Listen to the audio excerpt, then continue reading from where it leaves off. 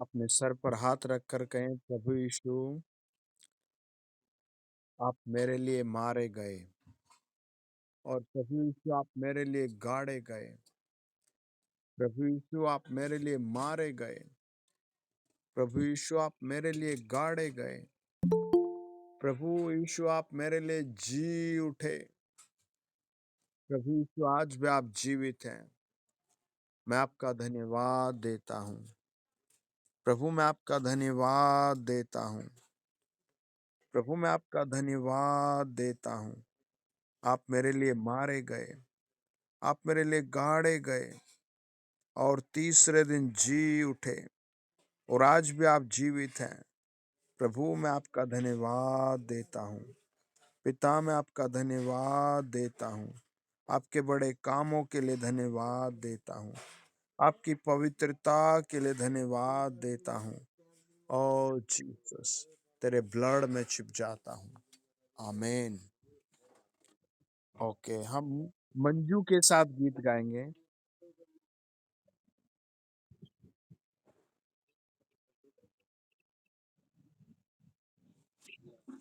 Okay, हम पहले Manju ma'am के साथ गीत गाएंगे।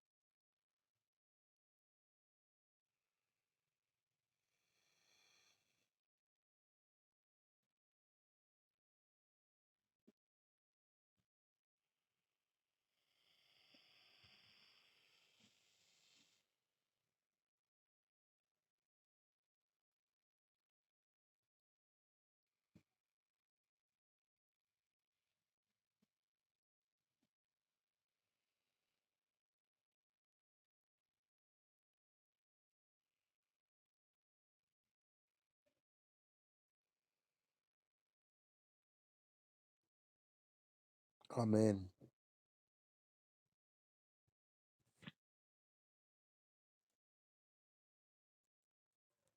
आज की रात बड़ा फेथ करे, परमेश्वर आपको उभारेगा। आमीन। आज की रात परमेश्वर आपके लिए कई पुराने से पुराने बंधनों को तोड़ेगा। हालेलुया। प्रभु यीशु का वचन जैसे ही खुलेगा, जैसे आप जुड़ रहे हैं, दूसरों को जोड़ रहे हैं, आज की रात परमेश्वर आपके लिए ऐसा ही बड़ा काम करेगा। हालेलुया। आप कुछ ही देर बाद परमेश्वर का महान सामर्थ्य अपने ऊपर उतरता हुआ देखेंगे। हालेलुया। आइए हम एक गीत गाएंगे देविका के साथ। देविका आप ज्वाइन हैं?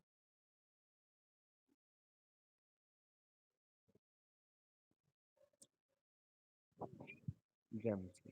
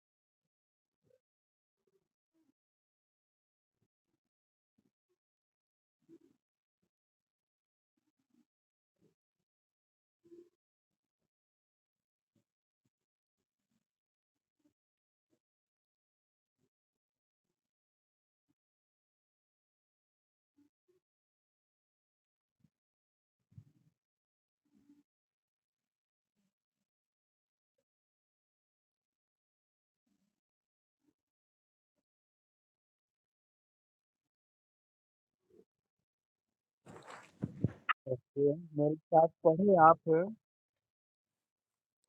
मरकुस 15 अध्याय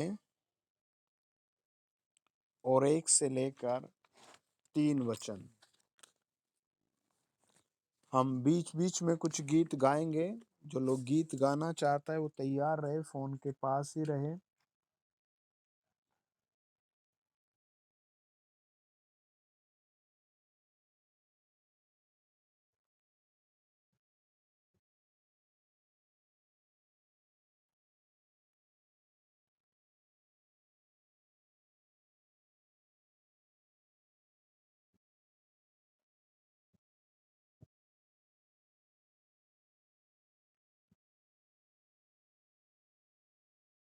बस। आमीन। और 14 अध्याय 1 से लेकर 2 वचन।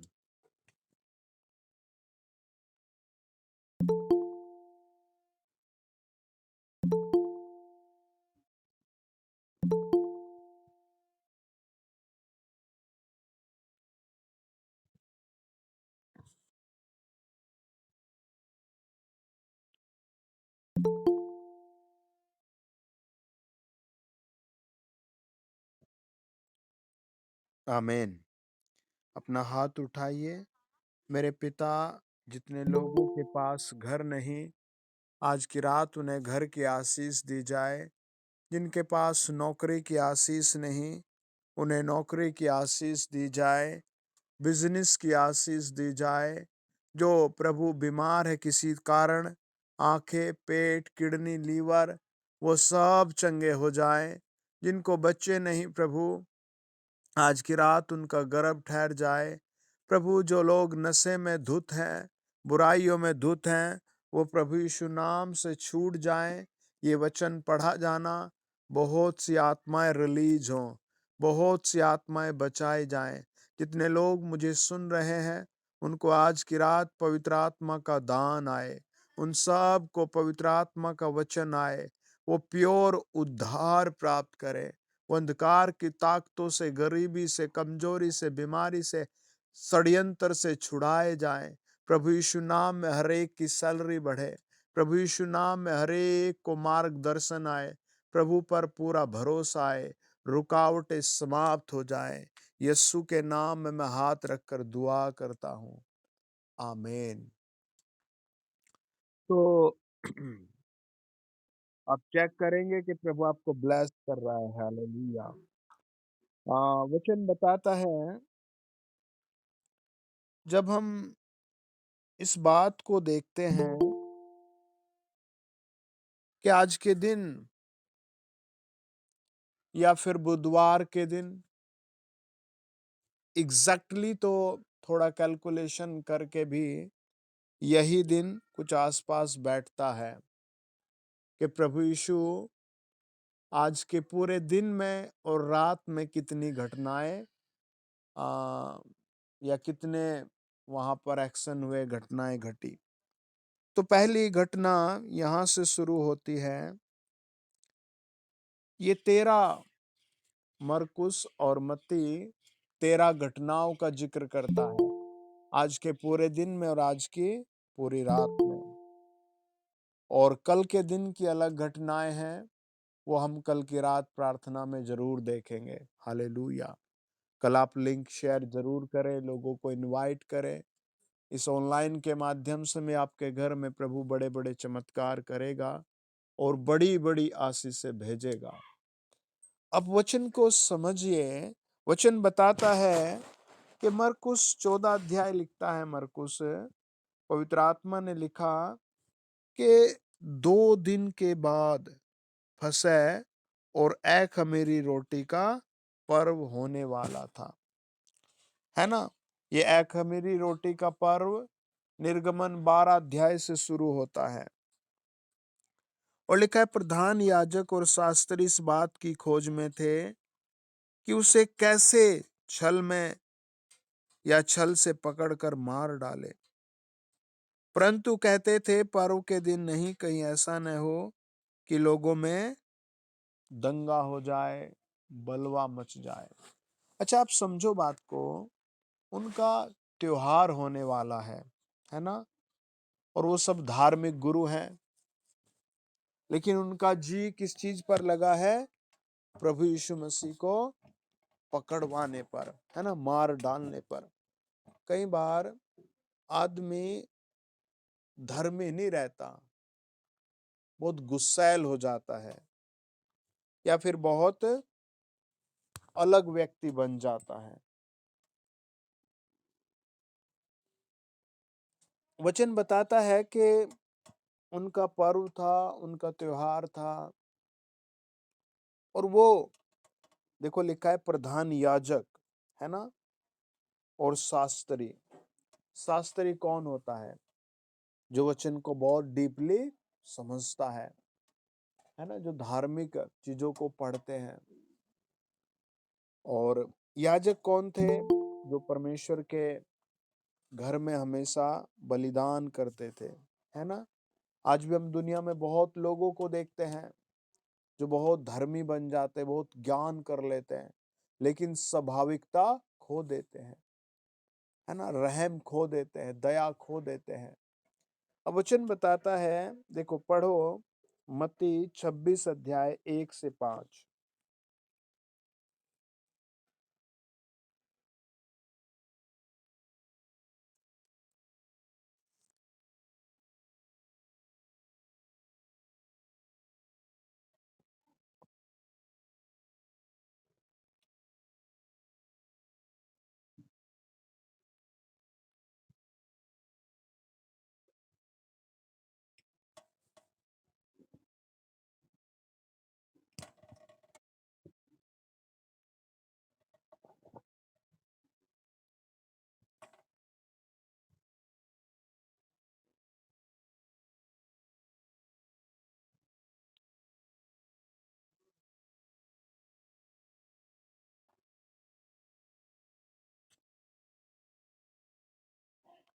देखो लिखा है कि वो छल से पकड़ने की बात करते हैं, है ना। कितना प्योर लिखा है कि वो छल से पकड़ने की बात करते हैं। वो वहां के धर्मी व्यक्ति थे, वो वहां के टॉप लेवल के रीति रिवाज को फॉलो करने वाले व्यक्ति थे। और उन्हें निर्गमन 20 अध्याय बिल्कुल रटा हुआ था, है ना। तू झूठ न बोलना, तू चोरी न करना, तू छल न करना, तू व्यभिचार न करना, है ना। ये सारी आज्ञाएं 10 की 10 उनको। और उसके बाद 10 आज्ञाओं के बाद जो नैतिक नियम थे, निर्गमन 23 अध्याय 22 के, वो भी उनको 24 तक के सारे नियम याद थे। लेकिन अब वो प्रभु यीशु को छल से पकड़ने की बात करते हैं, छल से मारने की बातें करते हैं। तो ये पहला षड्यंत्र था प्रभु यीशु के विरोध में। आज भी लोगों के विरोध में आपको पता नहीं होगा, आपके बच्चों के विरोध में, आपके पत्नी के विरोध में कौन है ना। आपको पता नहीं लगेगा, जहाँ आपका दुकान है, शॉप है, वहाँ कौन विरोधी हो सकता है। तो आप ऐसे छल कपट से बचने के लिए भी प्रभु के सामने रख सकते हैं। हमारा प्रभु इस बात को समझता है कि छल और कपट को कैसे डील किया जाए, है ना। वचन कहता है कि क्या होता है वहां पर। अच्छा जी, एक मिनट, क्या कहो थे? आ, ताला दे रखे है ना जागते ने, तो मेरे से बता दो। अच्छा, मैं भेज रहा किसी को। ए बेटा, कोई गेट खोलियो बाबू। और वचन कहता है कि वो व्यक्ति बहुत सही टॉप लेवल के व्यक्ति थे। अब देखो दूसरी घटना आप पढ़ें, मरकुस 14 अध्याय 3 से लेकर 9 वचन।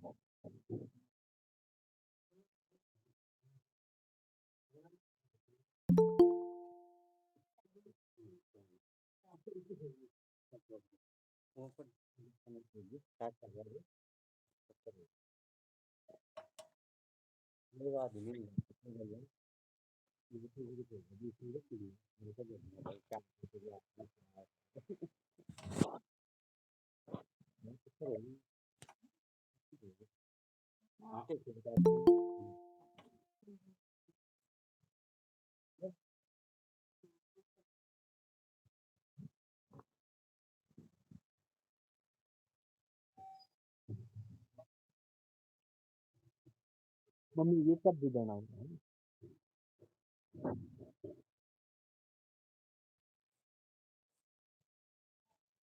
और अब हम ये दूसरी घटना देखते हैं, जब प्रभु यीशु को क्रूस पर जाना था, उससे 1 दिन या 1 रात पहले क्या घटना घट रही थी।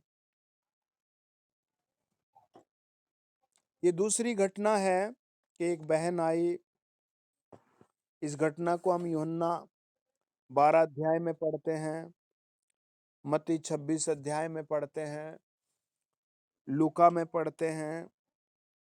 तो इस घटना को हम पढ़ते हैं कि एक बहन आई, प्रभु यीशु के पास एक इत्र लेकर आई और वो इत्र प्रभु यीशु के पैरों पर डाल दिया उसने। और सब चेलों ने देखा, आसपास बैठे लोगों ने देखा। किसी में कोई हिम्मत नहीं थी कहने की कुछ, लेकिन प्रभु के ही एक चेले ने कहा, प्रभु इसे तो बेचकर गरीबों में बांट देते। और प्रभु ये तो बहुत महंगा था, 300 दिनार का था ये। 1 दिनार 1 दिन की मजदूरी होती है, प्रभु इसका क्यों सत्यानाश कर दिया। प्रभु ने कहा, गरीब तुम्हारे साथ हमेशा रहेंगे। आज भी आप चारों तरफ देखो, बहुत गरीब लोग हैं। कई बार आप देखते होंगे, आपको बड़ा तरस आता होगा, है ना? लेकिन आपके साथ जब आप प्रभु में जुड़ गए, तो अलग है बातें, अलग बातें हैं, है ना? आपके साथ कुछ प्रभु के प्रोफेसियाँ हैं, प्रार्थनाएँ हैं, आशीर्वाद हैं, दुआएँ हैं।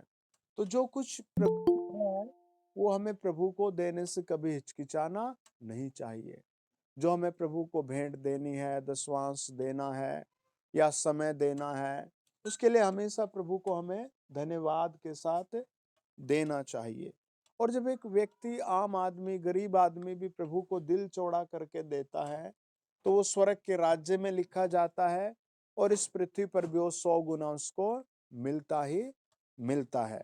अब देखिए, वचन इस तरह समझाता है कि अब नेक्स्ट दूसरी घटना घटी कि एक बहन यीशु के पास आकर के उसके पैरों पर इत्र डाल देती है ना?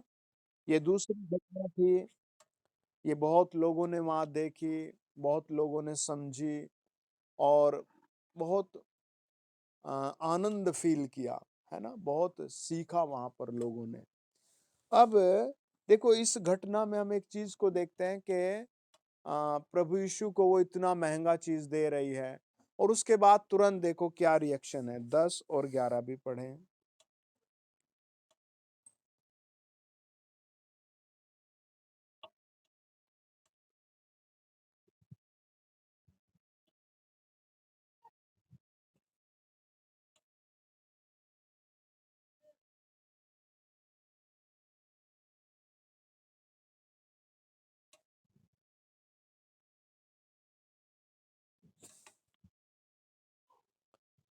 और मत्ती 26 अध्याय 14 से 16।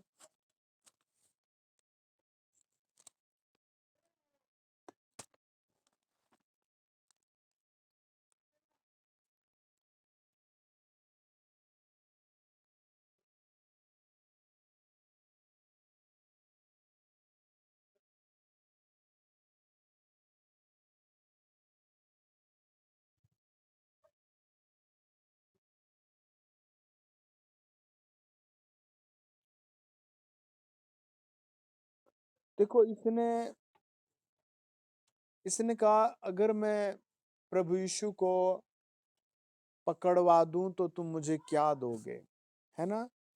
अच्छा, आप सोचिए, यहूदा इस्करियोती का उनके साथ कैसे लिंक था? या फिर आप सोचिए, यहूदा इस्करियोती उनके साथ कैसे पता करता है कि वो प्रभु को खरीदना चाहते हैं, मारना चाहते हैं, है ना? हम इससे ये समझ सकते हैं कि यहूदा इस्करियोती की 2 संगति थी। नंबर 1, प्रभु यीशु के साथ वो दिन में रहता था। नंबर 2, वो रात को उन लोगों के साथ ज़रूर मिलता था, है ना? और वो 2 संगति जब करता था, तो उस पर जो वहाँ के प्रधान याजक थे, चांदी के 30 सिक्के थे, वो ज़्यादा प्रबल हो गए। कई विश्वासी होते हैं जो प्रभु के साथ ही रहते हैं, पर उन पर परबल कुछ और चीज हो जाती है ना। तो यहूदा इस्करियोती स्वयं कहता है कि मैं अगर प्रभु यीशु को पकड़वा दूं तो मुझे क्या दोगे। और देखो उन्होंने कुछ भी नहीं कहा, उन्होंने एकदम से 30 चांदी के सिक्के दे दिए। कोई भा नहीं किया, कोई आवाज नहीं की। और यहूदा इस्करियोती ने एक बार भी नहीं कहा कम है ज्यादा है, लेकर चल पड़ा। तो आप क्या समझेंगे इससे? है मानो कि आप एक बहुत महंगा कोट लेने के लिए गए हैं और आपको कोट बताया जाता है 10,000 रुपए का, है ना। और आप तुरंत उसे 10,000 100 रुपए दे देते हैं, तो वो क्या करेगा? तुरंत आपको दे देगा, है ना। ऐसा होता है ना। इसके साथ इससे भी बदतर था। इसने कुछ भी नहीं जिक्र किया।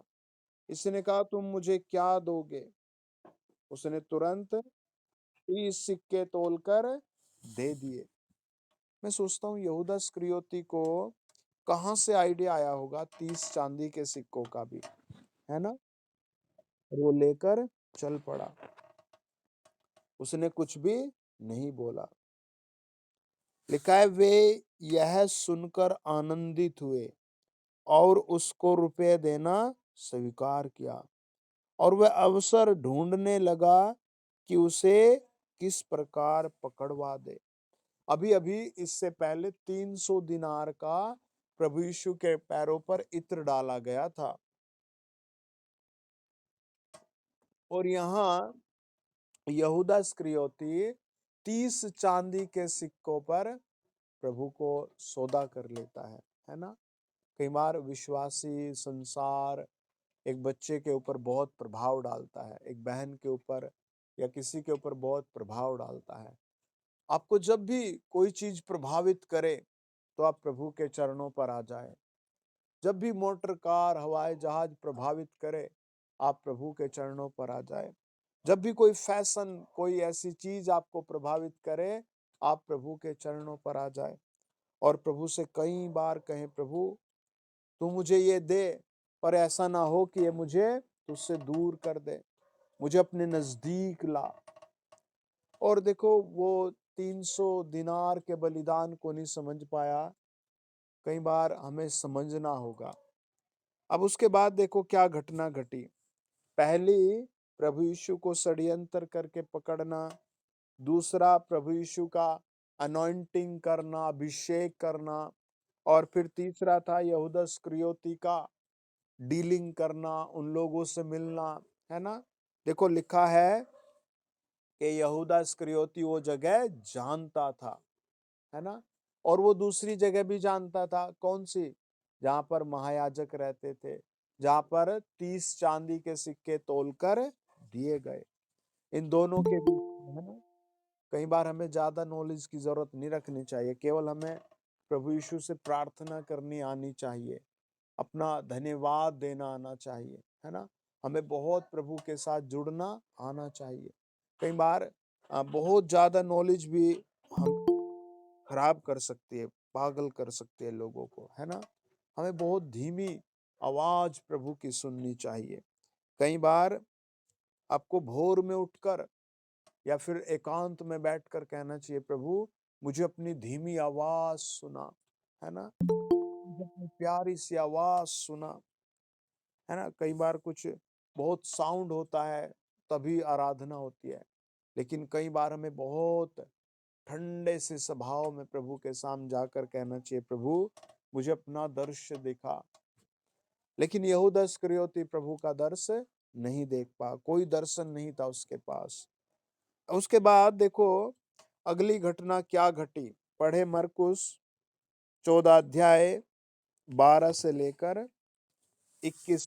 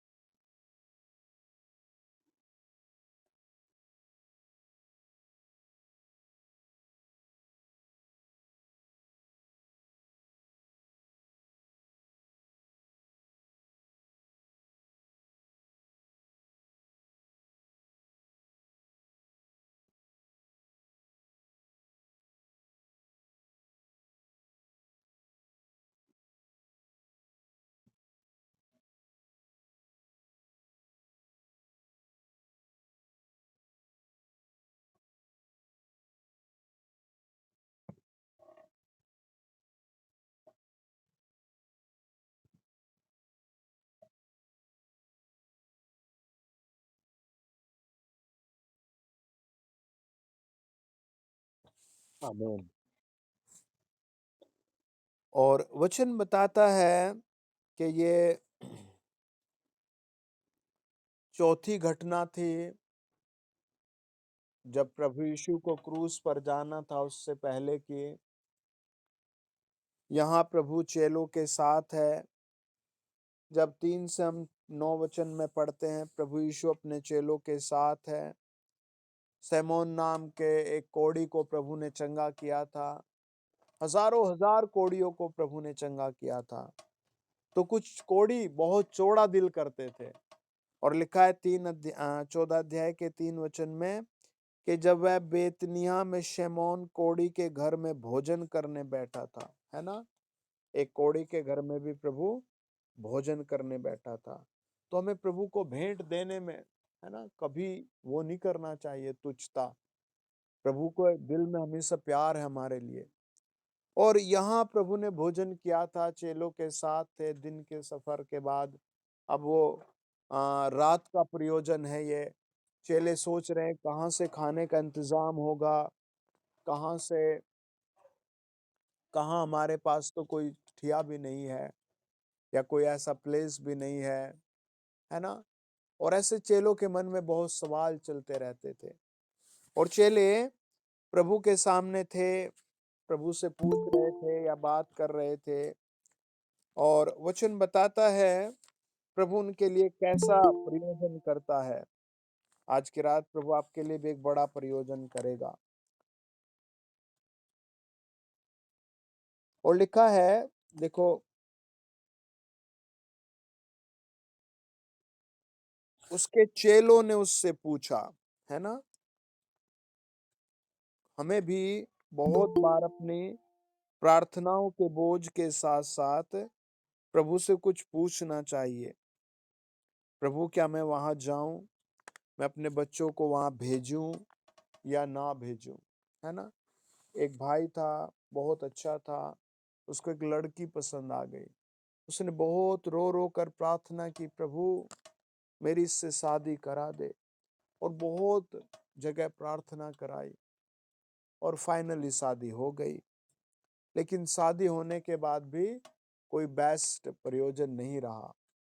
वो लड़की बस लड़ती रहती, गुस्से में रहती, और वो बहुत ज्यादा परेशान था। एक अंकल प्रार्थना में आए, और उसने बहुत बोझ के साथ कहा, प्रभु की इच्छा हो तो मेरे जीवन में भी कोई बड़ा सा काम हो। तो परमेश्वर के आत्मा ने बताया इसे घर की जरूरत है।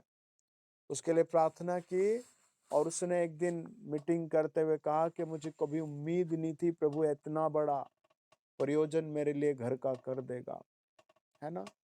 और उसको प्रभु ने बहुत अच्छा घर दिया। तो कई बार हमें लगता है हमारे लिए कोई बेस्ट स्थान नहीं है। चेलों ने पूछा, प्रभु हमारे लिए कोई स्थान नहीं है, हम कहाँ जाएं? तो प्रभु ने उनको सारा मैप बता दिया, है ना, सारा रास्ता बता दिया। और देखो क्या क्या साइन दिया। प्रभु ने उससे कहा, दो को यह कहकर भेजा, नगर में जाओ। देखो, पढ़े मरकुस 14 अध्याय 13 वचन,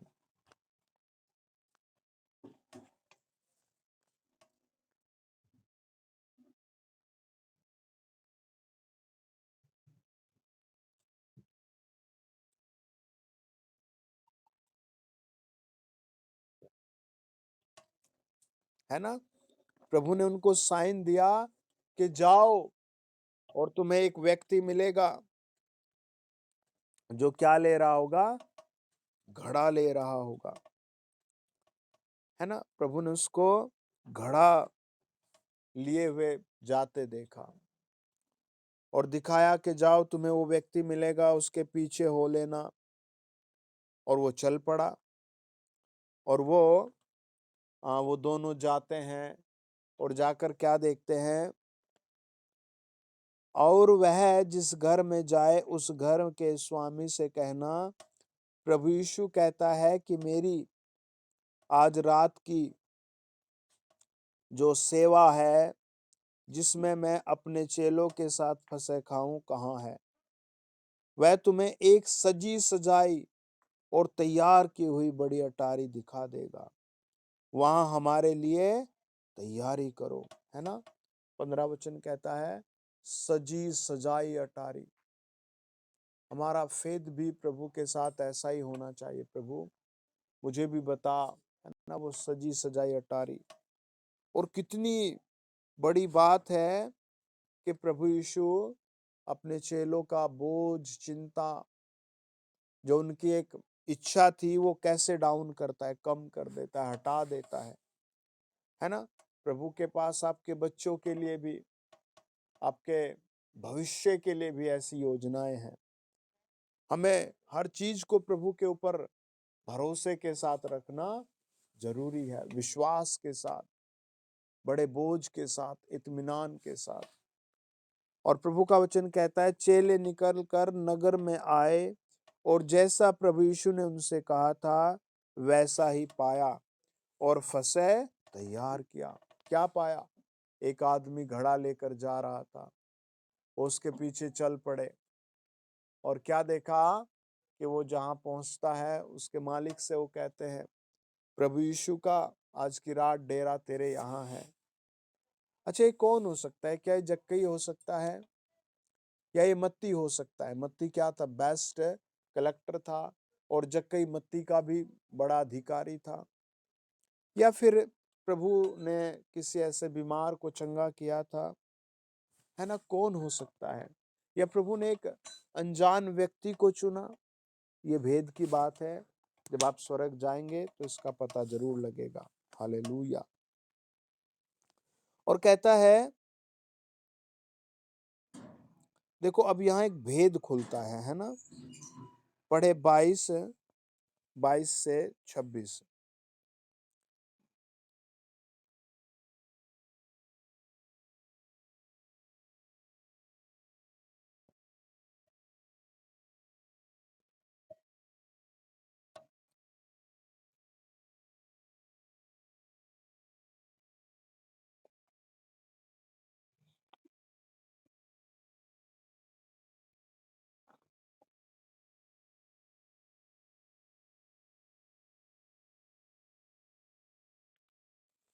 ओके, देखिए मत्ती 26 अध्याय 20 से कोई 25 वचन भी पढ़े।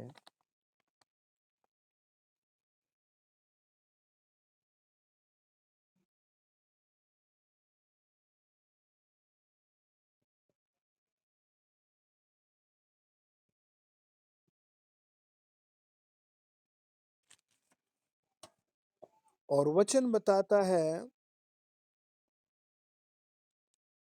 कोई मत्ती 26 अध्याय उसका 20 से लेकर 25 वचन पढ़े।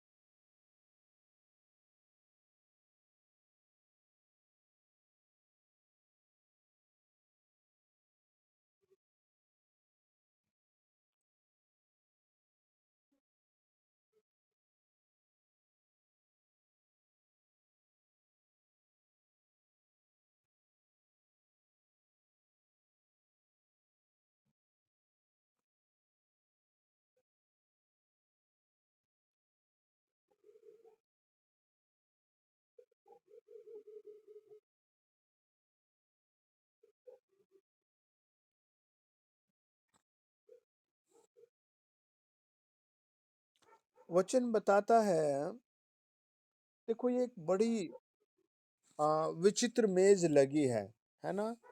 कई बार जब आप पहला कुरिन्थियों 11 अध्याय 23 से लास्ट तक पढ़ते हैं, तो अक्सर जहाँ कहीं भी पवित्र मेज लगती है, कुछ जगहों पर हर सप्ताह लगाते हैं, कुछ जगहों पर महीने के पहले दिन लगाते हैं और कुछ लोग साल भर में एक बार ही लगाते हैं। और प्रेरित तो क्या करते थे, प्रतिदिन उस पवित्र मेज में हिस्सा लेते थे और कहते थे अपने आप को जांच लो। तो यहाँ पर भी जब ये मेज लगी थी तो चेले प्रभु के चारों तरफ गोल मेज में बैठे थे और प्रभु जांच रहा था। देखो, प्रभु चाहता तो यहूदा इस्करियोती का हाथ पकड़कर कह देता कि तुम वो व्यक्ति हो जो मुझे बेच चुके हो, है ना। प्रभु यीशु का वो सौदा कर आया है 30 चांदी के सिक्कों में, और अब वो प्रभु के साथ मेज में हिस्सा ले रहा है। और मेज में हिस्सा लेने से पहले प्रभु ने कहा, मैं तुमसे सच सच कहता हूं कि तुम में से एक मुझे पकड़वाएगा, है ना। कई बार कुछ भाई बहन व्यभिचार करके आते हैं, चोरी कर आते हैं और भवन में आ जाते हैं और उनके सर पर हाथ भी रखा जाता है। क्या वास्तव में प्रभु उनको स्वर्ग में ग्रहण करेगा? पता नहीं लगता, है ना। कई बार आत्मा में परमेश्वर का दास हो तो पकड़ लेता है, कई बार वो आते और चले भी जाते हैं, पकड़े भी नहीं जाते। तो यहाँ पर भी सेम सेम लिंक ऐसा ही हो रहा है कि प्रभु यीशु उनके साथ है, खाना बन रहा है, सब पवित्र मेज में हिस्सा ले रहे हैं। प्रभु यीशु ने कहा कि तुम में से एक मुझे पकड़वाएगा। अब उनका चेहरे का रंग थोड़ा थोड़ा उड़ रहा है और इस पर वे बहुत उदास हुए और हर एक उससे पूछने लगा, हे प्रभु यीशु, क्या वह मैं हूं? प्रभु यीशु ने उत्तर दिया, जिसने मेरे साथ थाली में हाथ डाला है वही मुझे पकड़वाएगा। अच्छा देखो, प्रभु कैसी पजल उनके साथ खेल रहा है ना। यह कैसे ऑक्शनल तरीके से बात कर रहा है। प्रभु ने उनसे ये नहीं कहा, हाँ तू नहीं है, तू नहीं है ना। चाहता तो 11 बार प्रभु कह सकता था, हाँ तू नहीं है, तू नहीं है। प्रभु ने एक बार भी नहीं कहा तू नहीं है। प्रभु ने कहा, जिसने आ, मेरे साथ थाली में हाथ डाला है। अब आप समझो, बहुत बड़ी थाली थी, सब लोग थाली में हाथ रख करके खा रहे थे, उठा उठा कर खा रहे थे, है ना। कई बार प्रभु बहुत क्वेश्चनों के साथ ही आंसर देता है ना। किसी दिन इसके ऊपर हम बहुत अच्छे से मनन करेंगे। प्रभु यीशु ने किस किस को प्रश्नों के साथ ही प्रश्नों का जवाब दिया, है ना। जैसे मैं एक रिपीट करता हूँ, बाइबल कहती है, सिपाहियों ने आकर कहा कि तू किस अधिकार से इन लोगों को चंगा करता है, किस अधिकार से प्रचार करता है। प्रभु ने कहा, अच्छा मुझे बताओ, यूहन्ना किसकी ओर से था? उन्होंने वो खामोश हो गए, शांत हो गए। उन्होंने कहा, अगर हमने कहा परमेश्वर की ओर से तो फिर हमने पश्चाताप क्यों नहीं? अगर कहा मनुष्यों की ओर से है तो फिर भी वो हम पर, है ना कुछ बातें बनेंगी। तो चुपचाप वहां से निकल गए। वचन बताता है, प्रभु ने बड़े ही अलग तरीके से उनसे बात की और कहा कि मुझे बताइए, है ना। प्रभु उनसे पूछता है। हालेलुया। आज प्रभु आपकी आत्मा को टच करे, आमीन। आपके घर को टच करे, आमीन। आपकी फैमिली को टच करे, आमीन। आपके फ्यूचर को टच करे, आमीन। वचन कहता है, प्रभु यीशु ने उससे कहा कि जिसने मेरे साथ थाली में हाथ डाला है वही मुझे पकड़वाएगा। मनुष्य का पुत्र तो जैसा उसके विषय में लिखा है जाता ही है, परंतु उस मनुष्य के लिए शोक जिसके द्वारा मनुष्य का पुत्र पकड़वाया जाता है। और इन्हीं बातों के तुरंत बाद यहूदा इस्करियोती ने कहा, हाँ प्रभु, क्या वो मैं हूँ? प्रभु ने कहा, तू कह चुका है ना। अच्छा, हो सकता है वो 11 चेले जो प्रभु के साथ और थे वो इस पर गुस्सा भी हो सकते थे, लेकिन प्रभु ने बहुत अलग तरीके से इसके दिल पर वार किया। एक बार एक जगह हम प्रचार कर रहे थे कि प्रभु यीशु रोमियो 8 के विषय में, तो कई लोगों ने कहा भाई ये अच्छा प्रचार नहीं था। और वहां लिखा है 22-23 में, रोमियो 8 में, कि सृष्टि रो रही है। तभी एक बहुत अच्छा डॉक्टर था और एक बहुत अच्छा टीचर था, उन दोनों ने आकर कहा कि मैं आज प्रभु को ग्रहण करता हूँ, है ना? प्रभु जिससे बात करता है, उससे ज़रूर बात करता है। हालेलुया! और जिसको थोड़ा बहुत वचन आता है, वो बहुत कम पकड़ पाता है। तो हमें पूरा वचन सीखना है। प्रभु हमें और सिखा कि हम तेरी हर आवाज़ को सुन सके। हम तेरी गहरी मीठी आवाज़ को सुन सके, है ना? वचन कहता है, यहूदा इस्करियोती समझ गया और प्रभु यीशु ने तुरंत कहा कि लो खाओ पियो, और आशीष मांगकर रोटी तोड़ी और चेलों को दी और कहा, ये मेरा वो प्याला है, वो लहू का प्याला है जो तुम सबके छुटकारे के लिए दिया जाता है, और ये मेरी रोटी यानी देह है जो तुम सब के लिए दी जाती है ना? प्रभु ने ऐसे करके लहू, वाचा का लहू बांट दिया, है ना? आज आप देखिए बहुत लोग अपने छुटकारे के लिए रोते हैं, बड़े बड़े बलिदान करते हैं, लेकिन प्रभु यीशु के बलिदान के सामने फीके पड़ जाते हैं। क्यों? क्योंकि बाइबल कहती है, यूहन्ना 10 अध्याय 17 और 18 वचन, कि मुझे अधिकार है अपना प्राण देने का और फिर लेने का है। और देखो वो कैसे अपना प्राण दे रहा है। उसने कहा, देखो पढ़ो मत्ती 26 अध्याय और 29 वचन,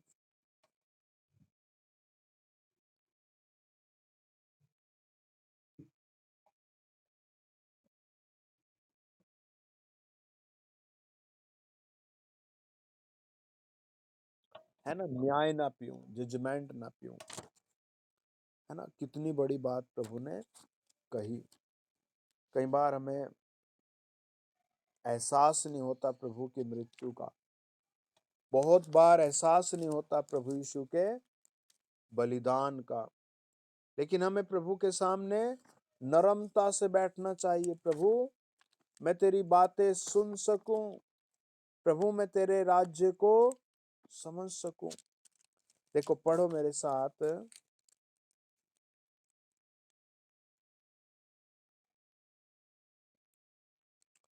10 अध्याय, सॉरी, जकरिया 12 अध्याय और उसका 10 वचन।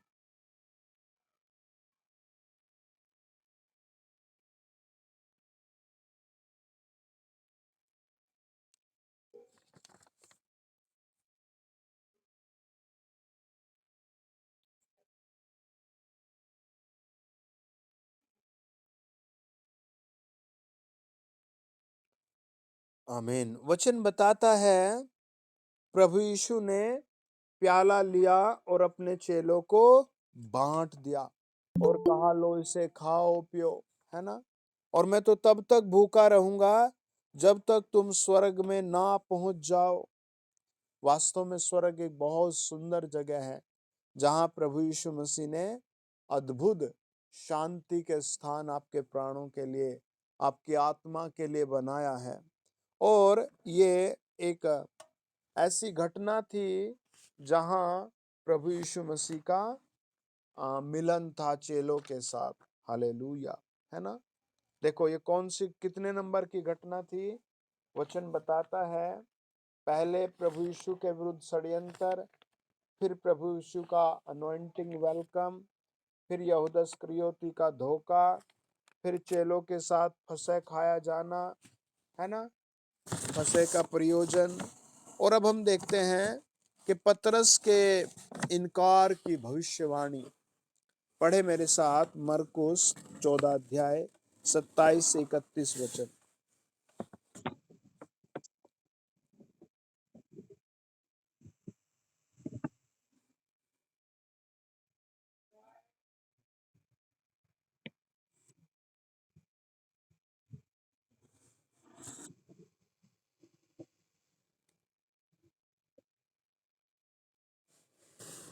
आमीन।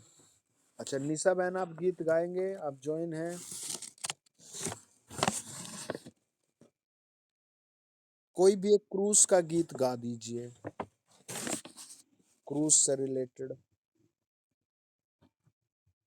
जी गाइए। ओके।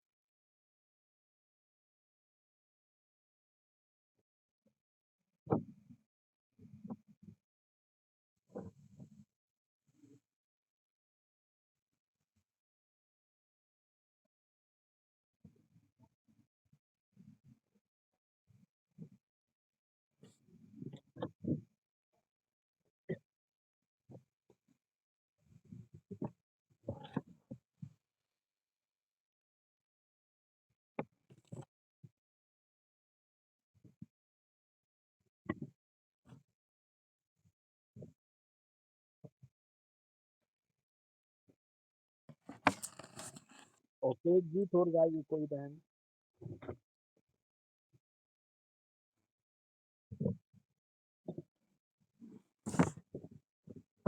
निशा, आप गा रहे हैं गीत?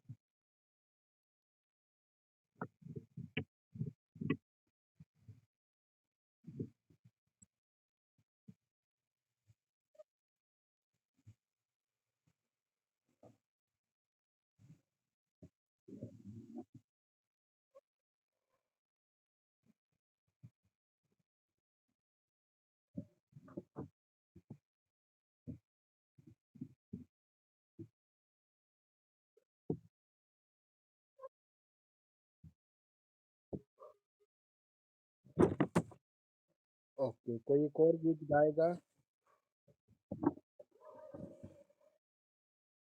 ओके।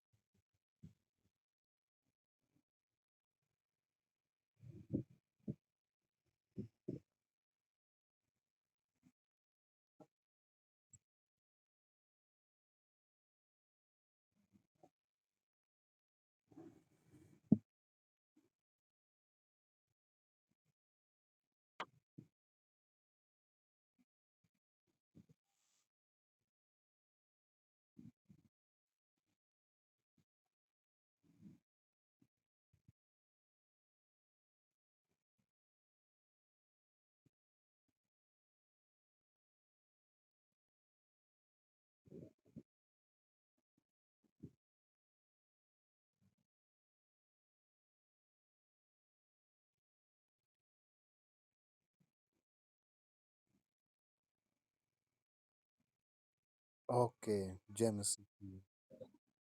सोनी, आप गीत गा रहे हैं? जी गाइए।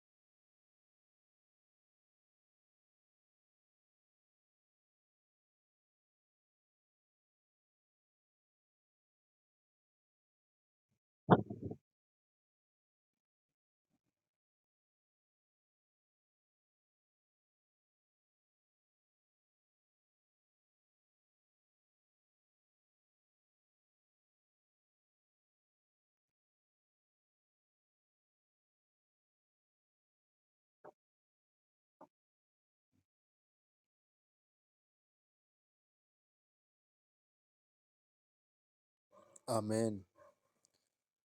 हालेलुया। प्रभु आपको आशीषित कर रहा है। आमीन। वचन बताता है कि पतरस प्रभु यीशु के साथ बहुत नियर था, नजदीक था। और अगर आप मरकुस 5 में जाएं, तो जब प्रभु यीशु ने यायर की बेटी को जिंदा किया, तब पतरस वहां था। आप मत्ती 17 में जाएं, जब प्रभु का रूपांतरण हुआ, तब पतरस वहां था। और यूहन्ना 2 अध्याय कहता है पतरस प्रभु यीशु के साथ उस शादी में भी था। अब देखो पतरस कैसे कॉन्फिडेंस के साथ कहता है। वो कहता है, प्रभु यीशु ने कहा कि तुम सब ठोकर खाओगे, क्योंकि लिखा है ना। अब ये कहाँ लिखा है ना। ये जकरिया 13 अध्याय में लिखा है कि प्रभु यीशु पकड़वाया जाएगा। भजन 140 में बात लिखी है कि प्रभु यीशु पकड़वाया जाएगा। भजन 22 में प्रभु यीशु के दुख के विषय में लिखा है। यशायाह 53:5 में 1 से लेकर 12 तक बड़ी भविष्यवाणियां लिखी है। हम कल रात उन पर मनन करेंगे, आप और ज्यादा आशीष पाएंगे। आमीन। देखो वो कहता है, पतरस ने कहा, देखो प्रभु क्या कहता है। प्रभु ने कहा, मैं अपने जी उठने के बाद तुमसे पहले गलील को जाऊंगा। ये प्रभु ने मृत्यु के बाद की बात बताई कि मैं मर जाऊंगा क्रूस पर, लेकिन मैं फिर जी उठूंगा और मैं तुमसे पहले गलील में जाऊंगा और तुम्हें वहां मिलूंगा। लेकिन पतरस ने क्या कहा? पतरस ने कहा, यदि सब ठोकर खाएं तो खाएं, पर मैं ठोकर नहीं खाऊंगा। इसका क्या मतलब था? प्रभु, मैं तुझे छोड़कर नहीं जाऊंगा। हे राजा, मैं तुझे छोड़कर नहीं जाऊंगा। हे सर्वशक्तिमान, मैं तुझे छोड़कर नहीं जाऊंगा। वो प्रभु यीशु के साथ एक ऐसा स्ट्रॉन्ग क्लेम करता है, वो वादा करता है, प्रभु मैं तुझे छोड़कर नहीं जाऊंगा। लेकिन प्रभु यीशु ने क्या कहा? मैं तुझसे सच कहता हूं कि आज ही, इसी रात, मुर्गे के 2 बार बांग देने से पहले तू 3 बार मुझसे मुकर जाएगा। पर उसने और भी जोर देकर कहा, यदि मुझे तेरे साथ मरना भी पड़े तो भी मैं तेरा इनकार कभी न करूंगा। इसी प्रकार और सबने भी कहा। अब वो 11 के 11, हो सकता है यहूदा इस्करियोती भी कह रहा होगा यही बात, है ना? कई बार हम कहते हैं कि बोल मेरे साथ, हे प्रभु यीशु मुझ पर दया कर। हे प्रभु, मैं विश्वास करता हूं तू मेरे लिए मारा गया, गाड़ा गया। और हर आदमी ऐसे रिपीट कर जाता है। लेकिन ये 11-12 चेले सब एक ही बात रिपीट कर रहे हैं, प्रभु हम तेरे साथ खड़े रहेंगे। हमें ऐसा नहीं करना। हमें कहना है, प्रभु मुझ पर दया कर, मुझ में इतनी हिम्मत दे कि मैं तेरे साथ बना रहूं। प्रभु मुझ में हिम्मत दे कि मैं तेरे साथ जुड़ा रहूं, और फिर एक अच्छा डिसीजन लेकर बढ़ना है आगे। वो लोग डिसीजन तो ले रहे थे, घोषणा तो कर रहे थे, लेकिन कमजोरी में थे। तो इस तरह उस रात 13 घटनाएं घटी। पहली घटना प्रभु यीशु को पकड़ने की, दूसरी प्रभु यीशु के पैरों पर इत्र डालने की, तीसरी यहूदा इस्करियोती का विश्वासघात, चौथा एक मेज का तैयार किया जाना, पांचवा प्रभु यीशु मसीह का चेलों के साथ फसे में बैठना, और फिर छठा पतरस के साथ बातचीत, चेलों के साथ बातचीत। चेले पूरा सामर्थ्य के साथ कह रहे थे कि हम तेरे साथ जुड़े रहेंगे। और फिर उसके बाद गतसमनी की प्रार्थना। और ये सारी बातें प्रभु यीशु एक जगह करते हैं। अब उसके बाद प्रभु यीशु का जो होता है, वो 7 बार जांचना होता है। प्रभु यीशु को वो 7 बार जांचते हैं, है ना? मैं जल्दी से उनमें से कुछ को रिपीट कर देता हूँ, पढ़ लेते हैं हम जल्दी जल्दी। मेरे साथ पढ़ें। यूहन्ना 18 अध्याय 1 से 14 वचन।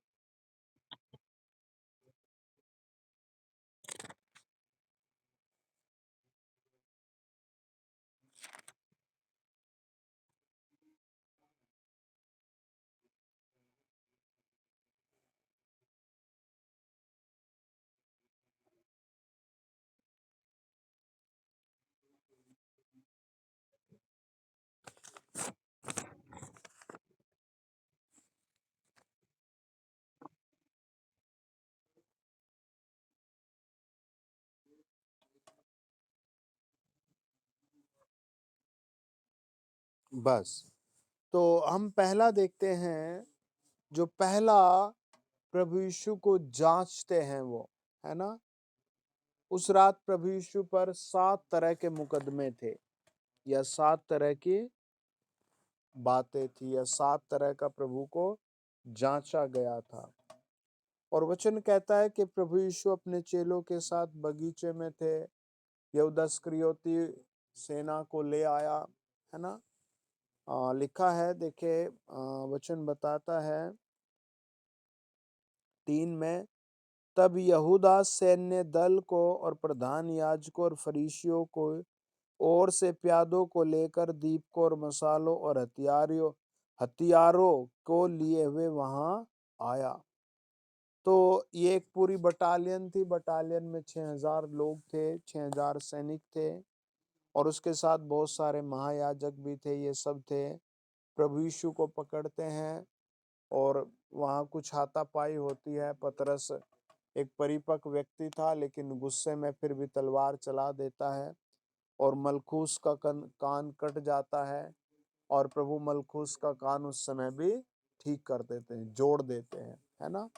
और इस तरह वहाँ पूरी घटना घटती है, और प्रभु ने उनसे बात की, और प्रभु ने धीरे से कहा, मैं हूँ, और चेले धीरे से वहाँ से निकल गए, और चुपचाप सब निकल गए, और प्रभु यीशु उनके साथ हो लिए।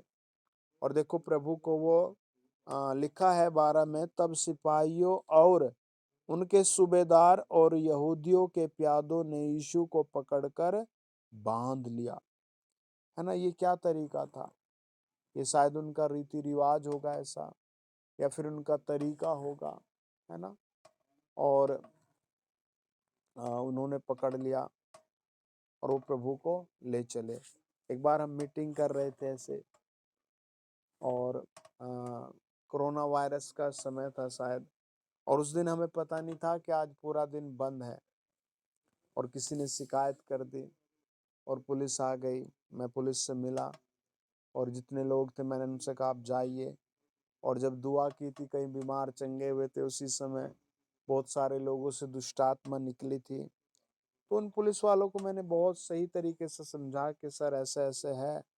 उसने कहा, नहीं भाई, फिर भी उसको हमें कुछ पैसे देने पड़े, क्योंकि वो पैसों पर ही डिपेंड हो गया था। लेकिन यहाँ पर ऐसा नहीं था, वो प्रभु को ले गए।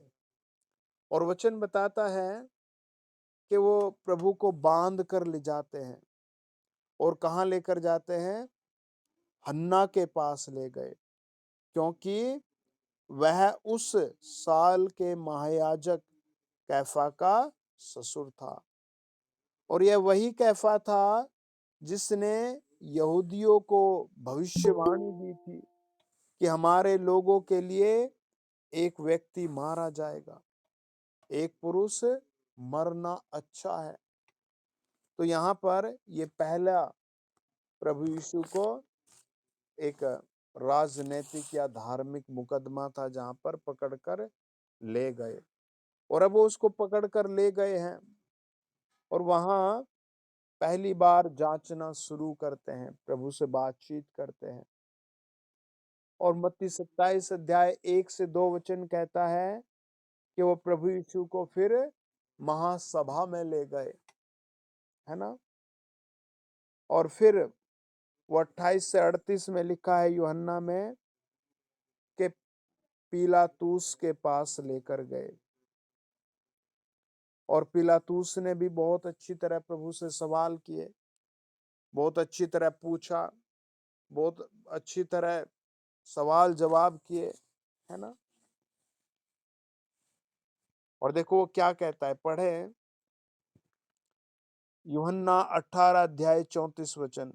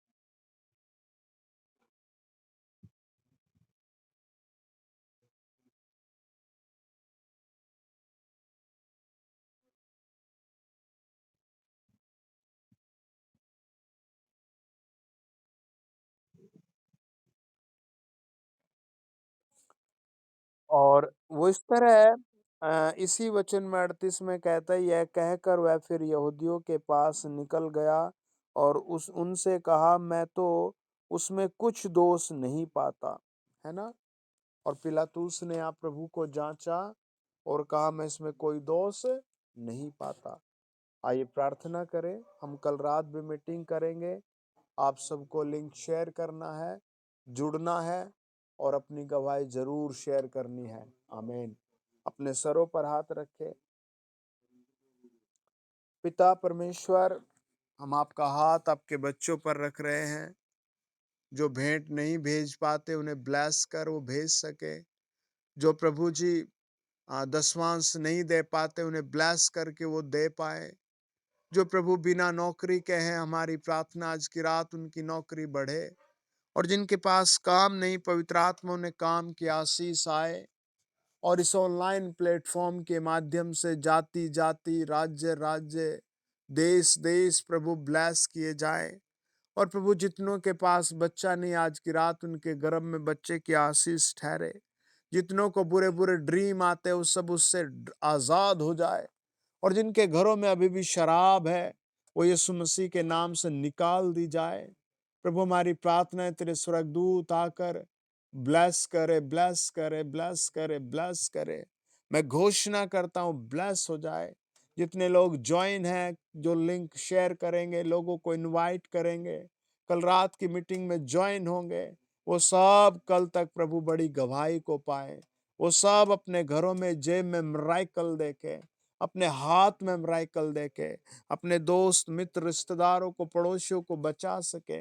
यीशु के नाम में बड़ा अभिषेक उतर आए। प्रभु यीशु के नाम में बड़ा अभिषेक उतर आए। प्रभु इनके बच्चों पर, इनकी फैमिली पर बड़ा अभिषेक उतर आए। जिनको फीवर है, खांसी है, पथरी है, वो सब भी चंगे हो जाए। जिनकी आंखें धुंधली हो गई, जिनके बॉस जूनियर सीनियर सताते हैं, वो सब नरम हो जाएं। यीशु मसीह के नाम में बड़ा अलग जीवन उतर आए। प्रभु यीशु के नाम में एक नई आशीष उतर आए। प्रभु यीशु के नाम में चंगाई, भलाई और बरकतें उतर आए। In the name of Jesus, प्रभु यीशु नाम में हम दुआ मांगते हैं। सब कहें आमीन, आमीन, आमीन। Okay, praise the lord. जय मसीह की। God bless you dear family.